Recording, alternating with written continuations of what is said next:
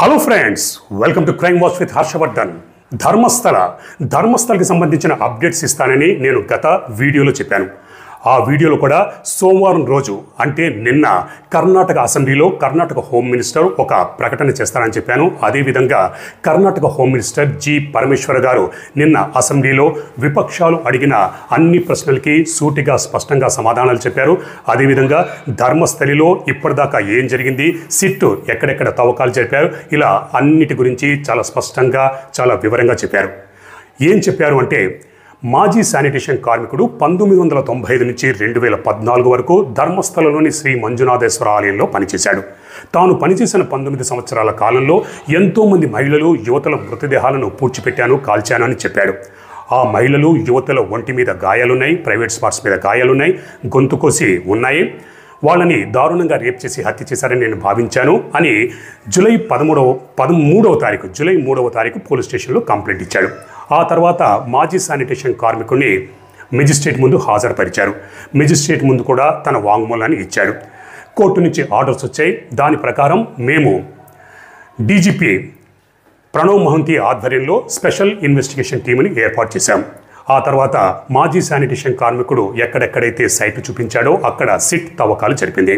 అలా 2 చోట్ల తవ్వకాలలో పాక్షికంగా ఒక సైట్లో మానవావశేషాలు బయటపడ్డాయి, మరొక సైట్లో కంకాళము, పుర్రె బయటపడింది. వీటినన్నిటినీ ఎఫ్ఎస్ఎల్ ఫోరెన్సిక్ సైన్స్ ల్యాబొరేటరీకి తరలించాం.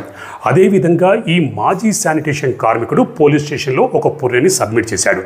ఆ పుర్రెని, అలాగే ఒక సైట్లో బయటపడ్డ పాక్షిక మానవ అవశేషాలు, మరో సైట్లో బయటపడ్డ కంకాళము, పుర్రె, మొత్తం ఈ 3ంటిని ఫోరెన్సిక్ సైన్స్ ల్యాబొరేటరీకి తరలించాం.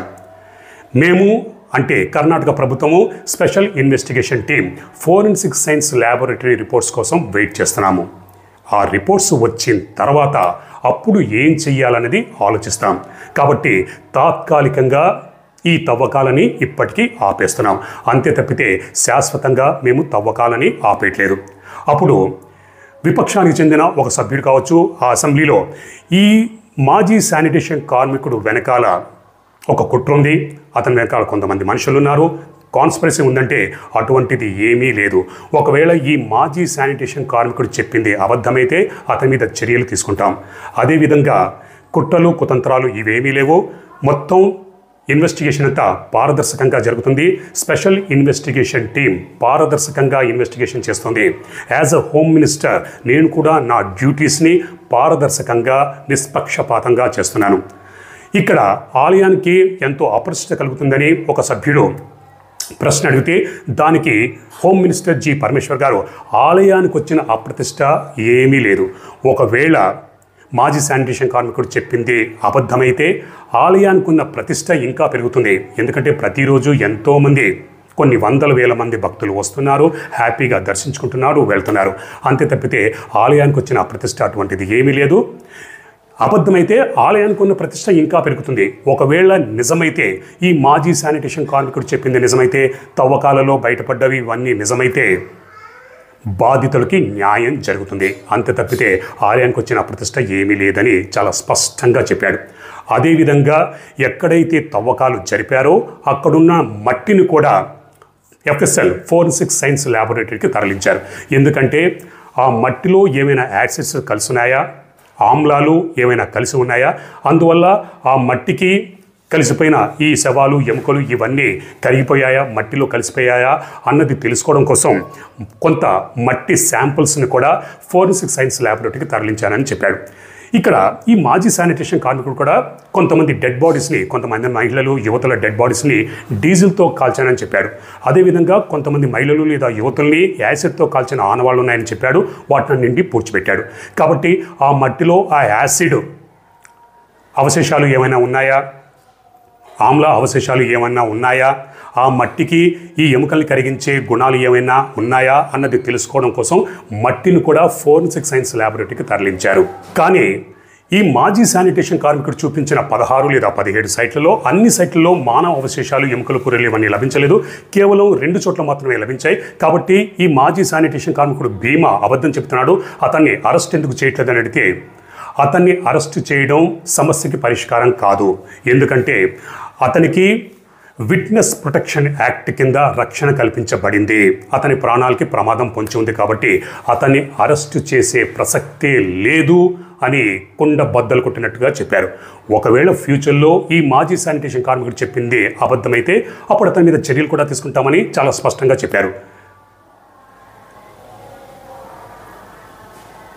కాబట్టి విపక్షాలు కావచ్చు, ప్రతి ఒక్కరూ సంయమనం పాటించండి.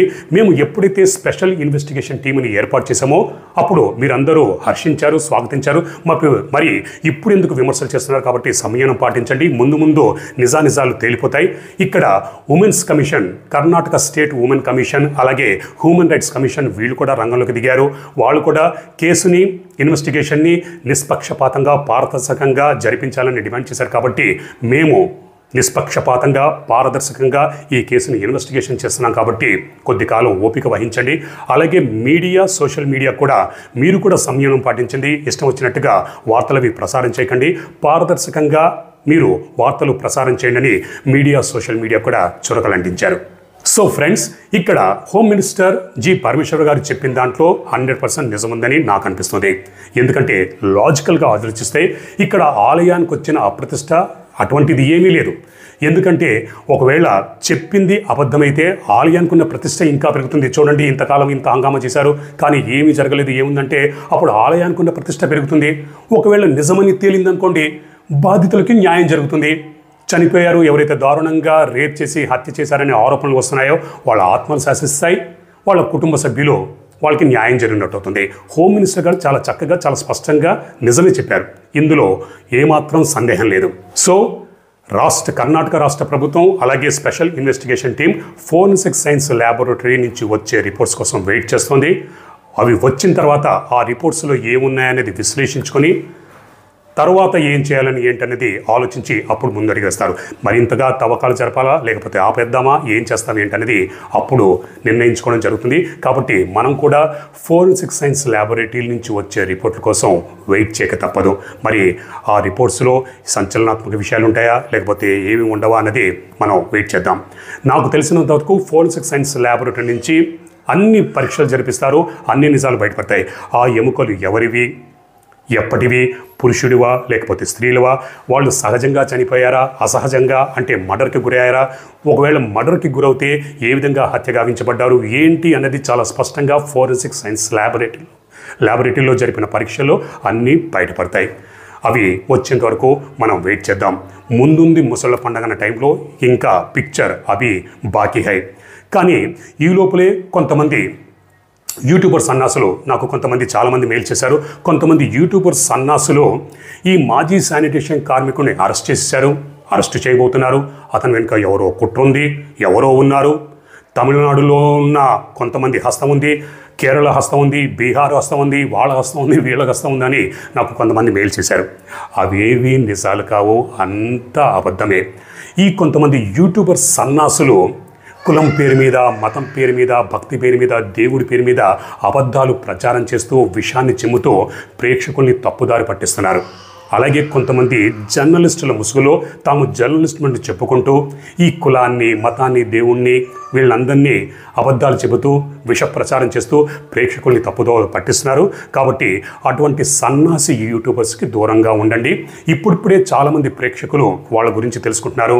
ఆ ఛానల్స్ని అన్సబ్స్క్రైబ్ చేస్తున్నారు, వ్యూస్ ఏమీ రావట్లేదు. దాంతో ఫ్రస్ట్రేషన్తో దిక్కుమాలిన దరిద్రపు అబద్ధపు థంబ్నెయిల్స్ అవి పెడుతున్నారు. కాబట్టి అందరూ గమనిస్తున్నారు. వాళ్ళకి ఇంతకు ముందైతే వేలలో లక్షల్లో వ్యూస్ ఉండేవి, ఇప్పుడు అవన్నీ తగ్గిపోయాయి. కాబట్టి ఇప్పుడు అందరూ తెలుసుకుంటున్నారు. అటువంటి సన్నాసి యూట్యూబ్ ఛానల్స్కి దూరంగా ఉండండి. అటువంటిది ఏమీ లేదు. లాజికల్గా ఆలోచించండి. అటువంటిది ఈ మాజీ శానిటేషన్ కార్మికుడు వెనకాల ఎవరైనా ఉన్నా తమిళనాడు, కేరళ, బీహారు వాళ్ళు వీళ్ళు హస్తం ఉంటే ఇప్పుడు అది పెద్ద బ్రేకింగ్ న్యూస్ అయ్యేది. ఇంతకుముందే ఈ మాజీ శానిటేషన్ కార్మికుడు భీమా 2 ఛానల్స్కి ఇంటర్వ్యూ ఇచ్చాడు. ఆ ఇంటర్వ్యూలో చాలా స్పష్టంగా తాను చెప్పాడు. ఆ ఇంటర్వ్యూ చేసేవాళ్ళు కూడా అన్ని ప్రశ్నలు అడిగారు. ఆ ప్రశ్నలన్నిటికీ సూటిగా స్పష్టంగా సమాధానం చెప్పాడు. నేను గత వీడియోలో అదే చెప్పాను. కానీ కొంతమంది యూట్యూబ్ సన్నాసులు అవేమీ చెప్పకుండా చాలా తేలిగ్గా చెబుతూ తప్పుదారి పట్టించే ప్రయత్నాలు అవి చేస్తున్నారు. అటువంటి వాళ్ళకి దూరంగా ఉండండి. నాకు ఒకళ్ళు ఈమెయిల్లో ఆ మాజీ శానిటేషన్ కార్మికుడి చేతిలో పుర్రె పెట్టి అతని వెనక ఎవరో ఉన్నారు, నేను అన్ని అబద్ధాలు చెప్పారు, నిజమా కాదా సార్ అని అడిగాడు. ఇదంతా అబద్ధం. మాజీ శానిటేషన్ కార్మికుడు ఆ విధంగా ఎక్కడా ఎప్పుడూ చెప్పలేదు. ఆ యూట్యూబర్ సన్నాసులు ఎవరైతే ఉన్నారో ఇవన్నీ అబద్ధాలు, ఫేక్ ఇవంతా ప్రచారం చేస్తున్నారు. కాబట్టి అటువంటి వాటిలో ఏమీ నిజాలు లేవు. కాబట్టి చాలా జాగ్రత్తగా ఉండండి, ఆలోచించండి, లాజికల్గా థింక్ చేయండి. కర్ణాటక ప్రభుత్వం మీద, సిట్ స్పెషల్ ఇన్వెస్టిగేషన్ టీం మీద మనం నమ్మకం ఉంచుదాం.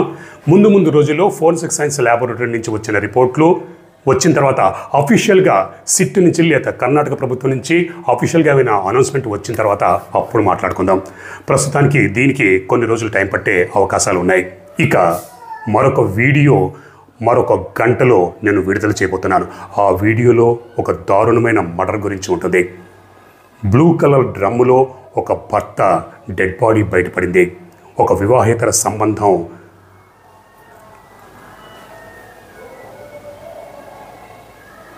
ఇక వెంటనే అంటే మరొక గంటలో మరొక వీడియో విడుదల చేయబోతున్నాను.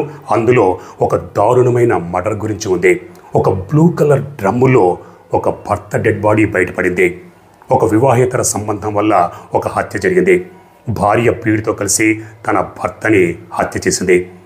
ఈ దారుణమైన హత్య ఎక్కడ జరిగింది, ఎలా జరిగింది అన్నది తెలుసుకోవాలంటే ఒక గంట వరకు వెయిట్ చేయండి. అప్పటిదాకా చూస్తూనే ఉండండి క్రైమ్ వాచ్ విత్ హర్షవర్ధన్.